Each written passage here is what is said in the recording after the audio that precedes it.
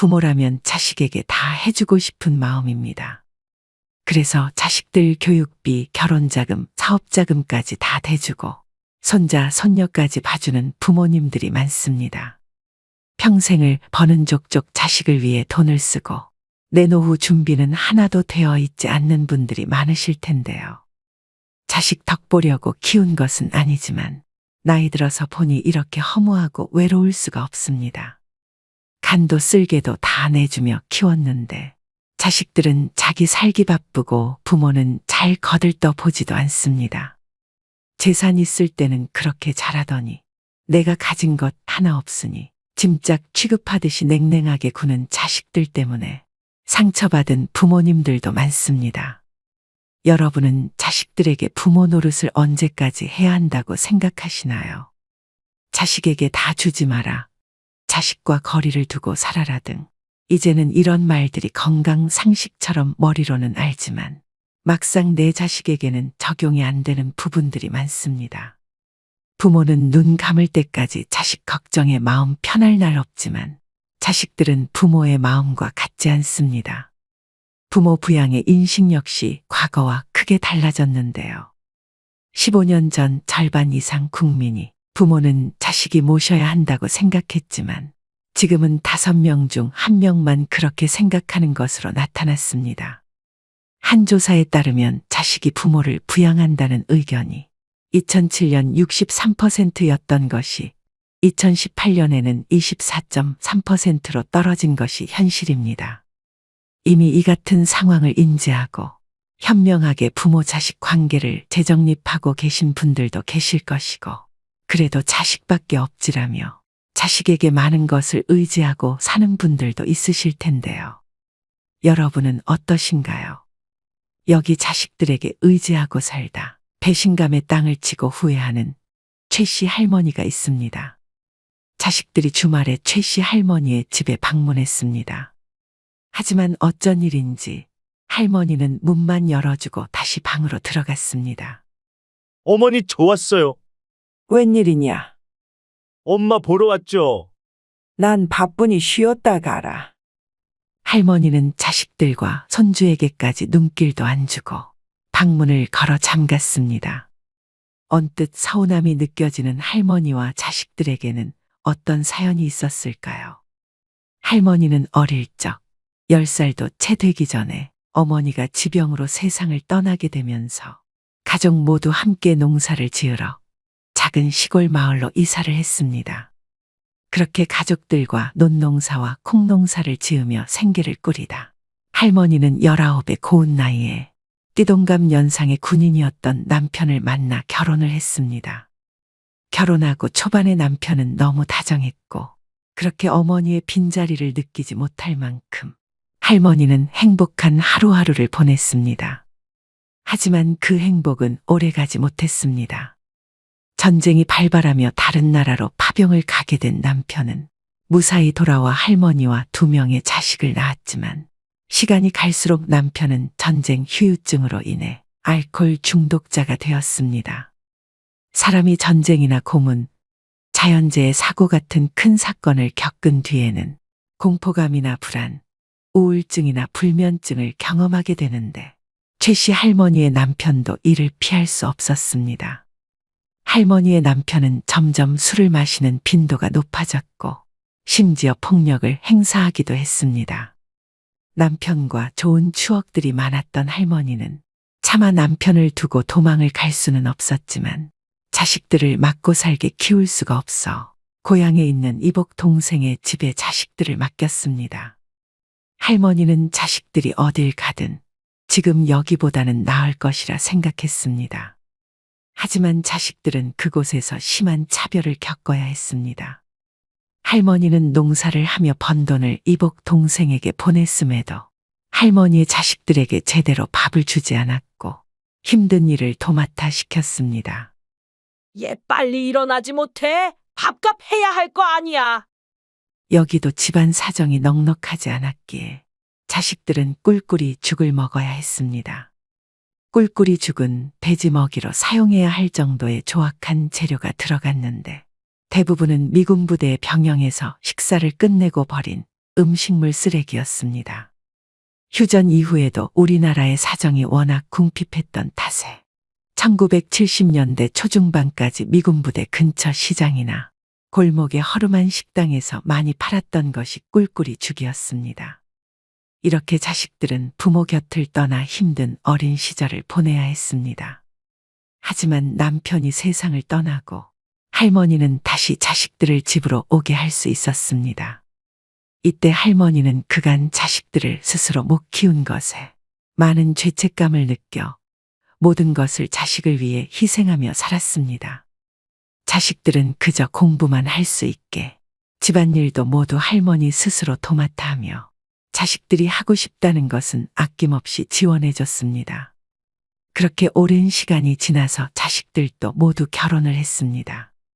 최 씨 할머니는 그래도 꽤 긴 시간 뒷바라지를 하며 자식들을 출가시키고 마음이 한결 가벼웠습니다. 자식들이 독립을 해도 집에 자주 찾아왔고 자식들이 집에 올 때면 자식들을 위해 이것저것 싸주며 결혼했음에도 챙겨주고 싶은 마음이 가득한 할머니였습니다. 그렇게 가득 챙겨줄 때마다 할머니는 정성스레 쓴 손편지도 같이 건네주었습니다. 며느리도 어찌나 착하던지 집에 올 때마다 엄마 하며 아주 살갑게 할머니를 대해줬습니다. 엄마, 어디 아픈 데는 없으시죠? 부탁할 거 있으면 언제든 얘기하세요. 그래, 고맙다, 세아가. 며느리는 할머니가 무언가를 줄 때마다 기쁘게 받았고 그 기쁜 모습을 볼 때마다 할머니는 더 챙겨주고 싶었습니다. 그렇게 그날도 어김없이 한가득 음식과 간식을 아들과 며느리 손에 쥐어주었습니다. 그날 할머니는 저녁에 산책을 가려고 하는데 길가에 버려진 간식들을 보았습니다. 저게 뭔가 싶어서 가까이 갔던 할머니는 오전에 자기가 자식에게 주었던 그 간식과 같은 것임을 확인했습니다. 그 간식은 이 주변에 팔았던 간식이기에 누가 저 아까운 것을 버리고 갔나 확인해 봤더니 그 안에는 할머니가 정성스럽게 적었던 손편지가 같이 들어 있었습니다. 그랬습니다. 할머니가 줬던 음식들과 간식들은 대부분 아들과 며느리는 차에 타기 전에 그 동네에 버리고 간 것입니다. 할머니는 실수로 두고 갔다고 생각하고 싶었습니다. 다음에 자식들이 왔을 때 마찬가지로 아들 내외에게 간식들을 잔뜩 챙겨주러 안방에 들어갔던 할머니는 아들과 며느리가 수군대는 소리를 들었습니다. 할머니는 작은 소리에도 잠을 잘 못 주무실 만큼 귀가 예민했고 때문에 며느리의 말을 또렷이 들을 수 있었습니다. 그만 좀 주시라고 해. 이런 거 누가 먹는다고. 저번에 주신 것도 너무 냄새나서 차 타기 전에 바로 버렸잖아. 버리는 것도 다 일이라고. 어떻게 그래? 저렇게 좋아하시는데. 그때 버려진 간식이 실수가 아니었다는 것을 할머니는 그제서야 깨달았습니다. 할머니는 그 자리에서 두 손 한가득 들고 있던 간식들을 내려놓았습니다. 그러고는 다시 거실로 나와서 아이고, 내가 너네 주려고 간식을 사놓는다는 걸 오늘은 깜빡했나 보구나. 나이 드니 기억이 영 가물가물하네. 다음에는 꼭 챙겨주마. 그래, 괜찮아, 엄마. 맞아요. 아직 주신 간식들도 집에 많이 있어요. 라고 말하며 좋아하는 표정을 숨기지 못하는 며느리의 모습을 보며 할머니는 씁쓸했습니다. 그래도 자식 온다고 음식을 만들어서 싸놓았던 도시락을 자식들에게 건네며 이거라도 가져가라고 했습니다. 순간 며느리의 표정은 일그러졌지만 할머니는 애써 무시하며 아들에게 도시락을 건네주었습니다. 아들 부부가 차에 타는 모습을 할머니는 지켜봤습니다. 하지만 얼마 안 가 아들 내외는 마트에서 노란색 비닐봉투를 사고 나왔습니다. 그 자리에서 며느리가 눈살을 찌푸리며 할머니가 준 도시락에 있는 음식들을 모조리 쓰레기 봉투 안에 담고 할머니 집 건물 앞에 버리고 다시 출발했습니다. 그 음식은 할머니가 잠도 줄여가며 이른 새벽부터 만든 음식이었습니다. 그 다음에 자식들이 찾아왔을 때 할머니는 며느리가 음식을 버린 사실을 모른 채 했습니다. 대신 몸이 불편하다며 오늘은 줄 것이 없다고 말했습니다. 요새 몸이 안 좋아서 뭐 하나 줄 게 없구나. 그러자 며느리는 뻔뻔스럽게 답합니다. 어머니, 저번에 해주신 멸치볶음 너무 맛있었는데 서운해요. 할머니는 그런 며느리가 가증스러웠다 한들 관계만 더 나빠지니 그냥 나나 모른 척하고 앞으로 안 챙겨주면 된다고 생각했습니다. 생각해보니 이제껏 집에 올 때면 뭐 하나 챙겨오는 것도 없고 왜 자꾸 집에 오는지도 궁금했습니다. 그렇다고 올 때마다 할머니에게 말을 걸기보다는 자기들끼리 이야기할 때가 많았습니다. 할머니는 며느리가 잠깐 외출한 사이 아들에게 물었습니다. 너네 처갓댁에는 자주 가니? 그럼 처갓댁에 갈 때면 매일 고급 와인이랑 좋은 거 사다가 포장해서 들고 가. 라고 하며 눈치 없는 아들은 자기가 처갓댁에 얼마나 잘하는지 자기 어머니에게 자랑했습니다. 할머니 집에 올 때는 이제껏 딱 한 번 마트에 파는 10,000원 조금 넘는 음료수 세트를 사온 적이 전부였습니다. 하지만 아들의 자랑은 거기서 멈추지 않았습니다. 저번에 장인어른이랑 50만 원짜리 하는 고급 와인 마셨는데 맛이 기가 막히더라고요. 그 근처에 새로 생긴 음식점이 있는데 어찌나 맛있던지. 이렇게 자랑하며 끝까지 엄마 데리고 한번 가야겠다는 말조차 하지 않았습니다.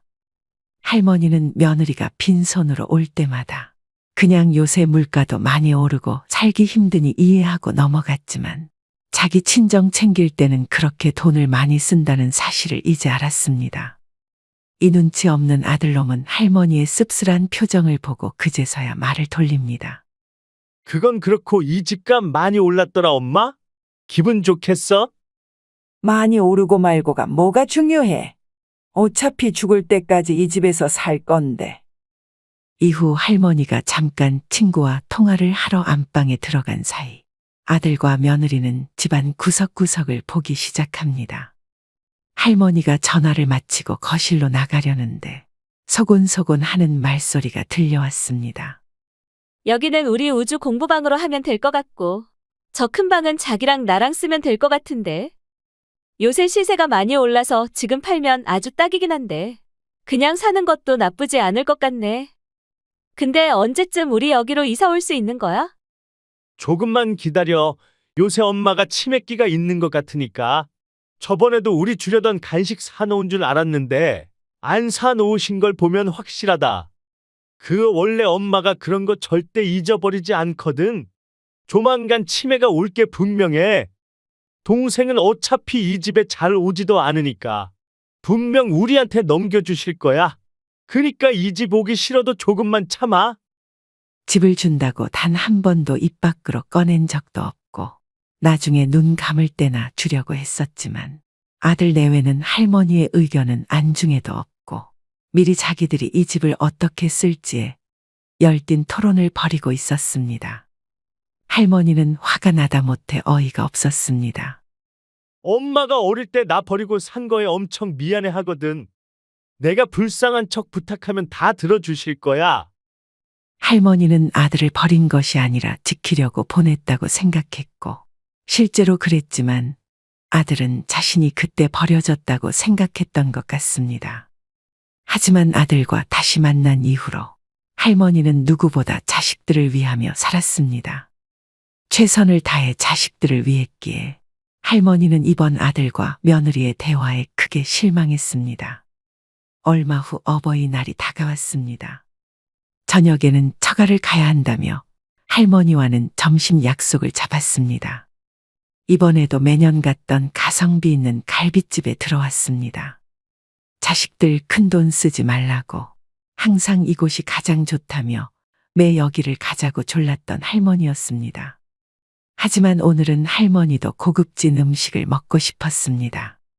할머니는 이 근처 대게집이 새로 생겼으니 그곳으로 가자고 했습니다. 하지만 그곳을 말하자 아들과 며느리는 당황한 기색을 숨기지 못했습니다. 사실 그곳은 저녁에 처갓댁과 함께 가기로 했던 대게집이었던 것이었습니다. 며느리는 손주 핑계를 대며 손주가 해산물을 싫어한다고 말했습니다. 결국 그날도 어김없이 매년 갔던 고깃집으로 들어갔습니다. 할머니는 그래도 오랜만에 딸도 찾아와서 기분이 좋았습니다. 그날은 할머니가 1년 중 유일하게 막걸리를 마시는 날이었습니다. 막걸리를 마시며 그래도 기분이 풀릴 무렵 자식들이 밖에서 이야기하는 소리가 들렸습니다. 할머니는 창가 쪽에 앉았고 그 시간은 대낮이었기 때문에 밖의 소리를 다 들을 수 있었습니다. 이번에는 누가 계산할 거야? 많이 나온 것도 아닌데 오빠가 낼 거야? 나는 저녁에 또 처가 가서 돈 많이 써야 돼. 돈 벌어서 다 처가에 갖다 바치는 거 아니야? 나 좀 봐주라. 눈치 보기 힘들다 나도. 내가 내면 와이프가 노발대발 할 거야. 나도 요새 힘들어. 그리고 엄마 집에 가면서 이것저것 많이 받았을 거 아니야? 엄마가 주는 걸 오죽 좋아해. 너는 집에 오면서 그런 말을 해라. 거기 가는 게 얼마나 귀찮고 힘든 줄 아냐? 할머니는 이렇게 점점 언성을 높이며 싸우는 자식들을 보며 그 자리에서 일어났습니다. 그러고는 고기를 채 반도 먹지 않은 상태에서 뒷주머니에 있는 작은 흰 뭉치에서 돈을 꺼내 계산대로 향했습니다. 그러고는 다시 자식들이 돌아왔고 할머니는 화장실을 간다고 하며 집으로 돌아갔습니다. 아니, 집으로 돌아가면 자식들이 찾아올 게 뻔했기에 근처 공원으로 발걸음을 돌렸습니다. 자식들에게는 취했으니 나 먼저 집으로 들어간다는 문자 한 통을 남기고 공원으로 발걸음을 재촉했습니다. 그날은 공원에 사람도 없고 참으로 조용했습니다. 그 자리에서 들리는 것은 할머니의 숨죽이는 울음소리 뿐이었습니다. 집에 들어갔을 때는 자식들이 들어와 있었습니다. 할머니는 혼자 방에 들어가 조용히 눈물을 다시 한번 삼켰습니다. 그렇게 혼자 방 안에서 울고 있다는 걸 알면서도 거실에서 하하호 TV 보며 웃는 소리가 할머니를 더 비참하게 만들었습니다. 하나같이 계산적인 자식들의 모습을 볼 때마다 차라리 가진 게 없었으면 오히려 속 편할 것 같다는 생각이 들기도 했습니다. 할머니는 이렇게 남보다 가족이 못하다는 느낌이 들 때 그렇게 서글플 수가 없었습니다. 하지만 어릴 때부터 산전수전 다 겪어본 할머니였습니다. 할머니는 그날 다짐했습니다. 더 이상의 부모 노릇은 하지 않고 이제는 오직 자신만을 위해 살아가겠다고 말이죠. 할머니는 이날부터 자식에게 의지하는 것을 포기했습니다. 예전에는 자식들에게 미안해하면서도 이런 부탁 저런 부탁을 했었는데 그렇게 할머니가 부탁할 때면 자식들은 억지로 들어주기 일쑤였습니다.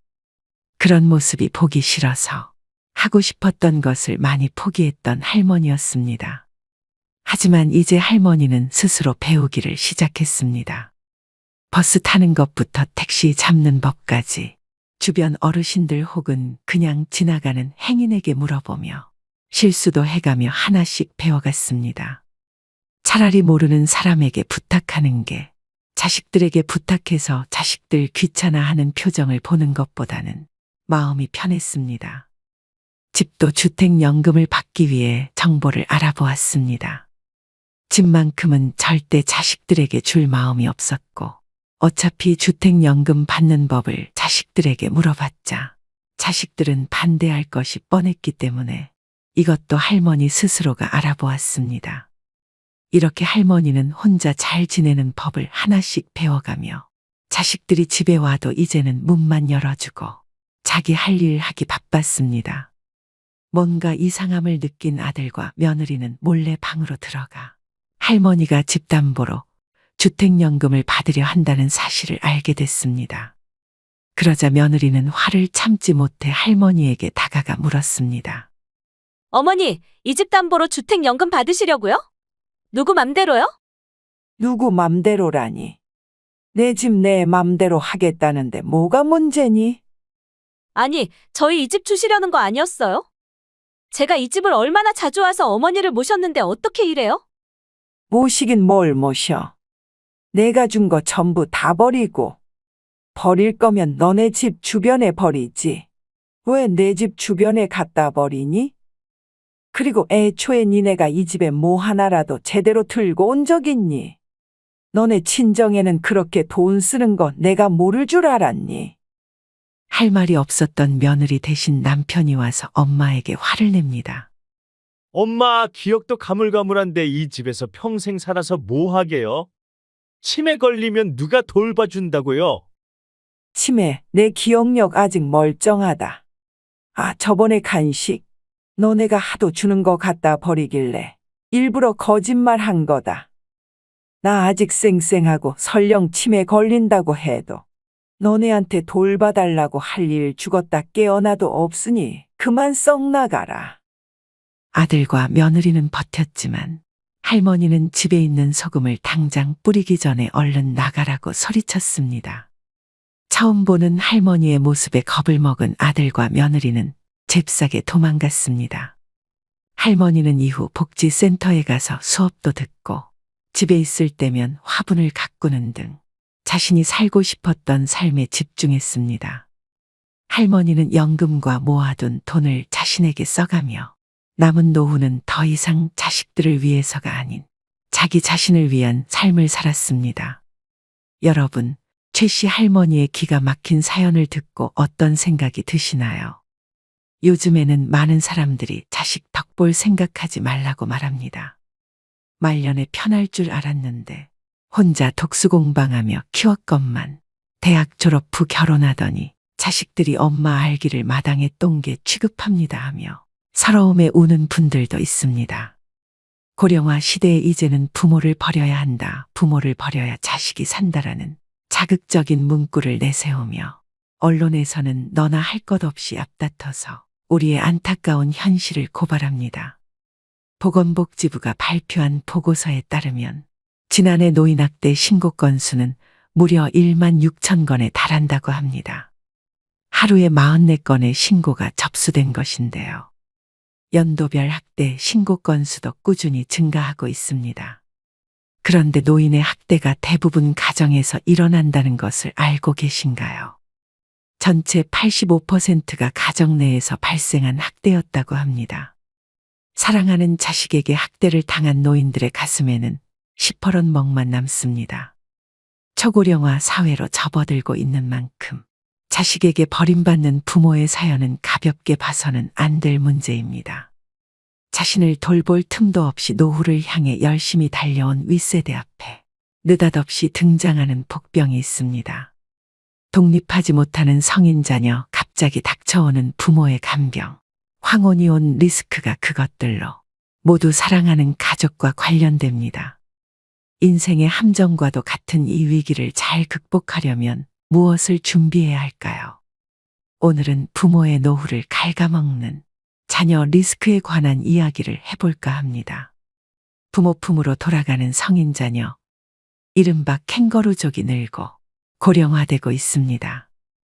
연구에 따르면 만 19세에서 49세 성인 남녀 중 30%가 부모와 동거 중입니다.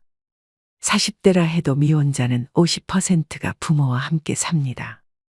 만원과 비혼 풍조가 퍼지고 취업난과 주거비 부담이 겹치면서 자녀들이 독립하지 못하고 있는 것입니다. 한국 부모들은 자녀에 대한 무분별한 지원이 문제가 됩니다. 많은 교육비를 투여한 것도 모자라 자녀가 결혼하면 집 팔고 대출받아 지원해주는 것을 당연하게 여깁니다. 더 심각한 것은 결혼 후에도 사업자금이나 생활비, 교육비 등의 명목으로 손을 벌리는 자녀들이 적지 않다는 점입니다. 이렇게 되면 아무리 노후 계획을 탄탄하게 세웠다 해도 무용지물이 됩니다. 우리 주변에는 자녀들의 등살에 다 쓰고 죽겠다며 선포했던 부모의 노후 계획이 흔들리는 슬픈 이야기들이 넘쳐납니다. 유전유효, 무전무효라거나 미리 재산을 안 주면 시달려서 죽고 찔끔찔끔 주면 쫄려서 죽고 다 주면 굶어 죽는다는 슬픈 우스갯 얘기마저 나도는 상황입니다. 성인 자녀 입에서 노인은 돈 쓸 일도 없지 않느냐라거나 여유 있으면서 왜 안 도와주느냐, 상속 미리 한다고 생각하시라는 말이 나올 정도면 부모 자식 관계는 악화될 대로 악화된 상태입니다. 하지만 평소 자녀 리스크에 대비할 것을 누누이 강조해온 전문가들은 노후 자산을 너무 쉽게 내어주다가는 자칫 부모와 자녀 세대가 함께 무너질 수 있다고 경계합니다. 그렇다면 자녀 리스크를 피하려면 어떻게 해야 할까요? 첫째, 부모의 노후 계획에 대해 자녀들에게 정확히 설명해주고 부모의 노후도 소중하다는 점을 공유해야 합니다. 부모 재산의 소유권은 부모에게 있다는 점도 분명히 해둘 필요가 있습니다. 50대, 60대는 자녀 교육에 올인하는 동시에 부모 봉양 부담도 짊어진 낀 세대입니다. 부모 세대가 80세를 넘어서면 건강이 급격히 악화되고 보살핌이 필요해지는 경우도 생깁니다. 자신의 노후 준비도 안 돼 있건만 기나긴 간병 부담에 맞닥뜨리는 것입니다. 독박 간병의 고통은 겪어보지 않은 사람은 알 수 없습니다. 특히 노인의 정신적 퇴행을 가져오는 치매는 간병하는 사람의 심신을 갉아먹는 재앙에 가깝습니다. 부모님은 내가 모시고 간다. 2013년 한류 스타의 아버지가 이런 유서를 남기고 부모님과 함께 세상을 뜬 사건이 일어나 세상을 놀라게 했습니다. 평소 극진한 효자였던 아버지는 연예인인 자녀들을 배려해 혼자 부모 간병 부담을 짊어졌고 우울증에 걸렸을지언정 힘들다는 내색조차 비치지 않았다고 합니다. 오랜 세월 부모님 밥을 떠먹여 드릴 정도로 간병에 몸바쳐온 효자가 부모를 돌아가시게 한 페류나가 돼버린 것입니다. 그들을 사지로 내몬 것은 효도하는 자식이었을까요? 아픈 부모였을까요? 우리는 이런 문제들에 대해 진지하게 고민해야 합니다. 둘째, 자녀에게 경제적 자립심을 갖게 해주고 금융교육을 시키는 것이 명문대 졸업장보다 훨씬 중요합니다.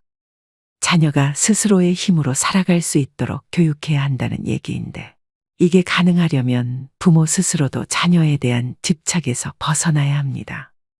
특히 저성장 시대에는 여건에 맞게 소비를 조절하고 절약하는 능력이 절실해집니다. 즉, 자녀 리스크를 줄일 수 있는 가장 기본적인 방법은 자녀에게 경제적 자립에 대해서 가르쳐야 한다는 것입니다. 경제적으로 자립하지 못하면 평생 누군가에게 얹혀서 살 수밖에 없는데요. 진정한 경제적 자립이란 주어진 경제적 상황에 자기 자신을 맞춰 넣는 능력을 기르는 것입니다. 자녀에게 결핍에 적응하는 방식을 가르치는 것도 중요합니다.